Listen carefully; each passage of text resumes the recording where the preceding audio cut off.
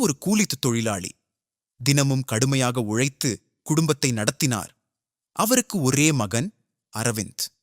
அரவிந்த் நன்றாக படித்தான். ஆனால் அப்பா கூலி வேலை செய்வதை நினைத்து அவனுக்கு வெட்கமாக இருந்தது. ஒருநாள் பள்ளியில் பெற்றோர் கூட்டம் நடந்தது. முத்து வேலை முடிந்த கைகளுடன் கிழிந்த சட்டையுடன் பள்ளிக்கு வந்தார். அவரை பார்த்த அரவிந்த் கோபமடைந்தான். நீங்க ஏன் இங்கே வந்தீங்க? என்னை அவமானப்படுத்திட்டீங்க என்று அனைவரின் முன்னாலும் கத்தினான். முத்துவின் கண்கள் கலங்கின. அவர் அமைதியாக திரும்பிச் சென்றார். அந்த நாள் முதல் மகனின் வாழ்க்கையில் தலையிடாமல் இருந்தார். ஆண்டுகள் கடந்தன. அரவிந்த் பெரிய நிறுவனத்தில் பொறியாளராக வேலைக்குச் சேர்ந்தான். ஒருநாள் நிறுவனத்தின் சிறந்த ஊழியர் விருது அவனுக்கு கிடைத்தது.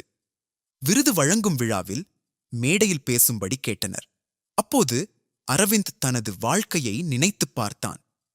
தன்னை படிக்க வைக்க வெயிலில் நின்ற அப்பா, பசியோடு வேலை செய்த அப்பா, தனக்காக புதிய புத்தகம் வாங்கி தானோ பழைய செருப்பு அணிந்த அப்பா, எல்லாம் கண்முன்னே வந்தது. அவன் உடனே ஊருக்குச் சென்றான்.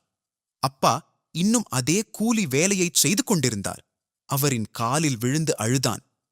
அப்பா, நான் பெரிய ஆளா ஆனதுக்கு காரணம் நீங்கதான் என்றான்.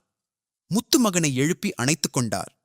நீ சந்தோஷமா இருந்தா அதுவே எனக்கு பெரிய விருது மகனே என்றார்.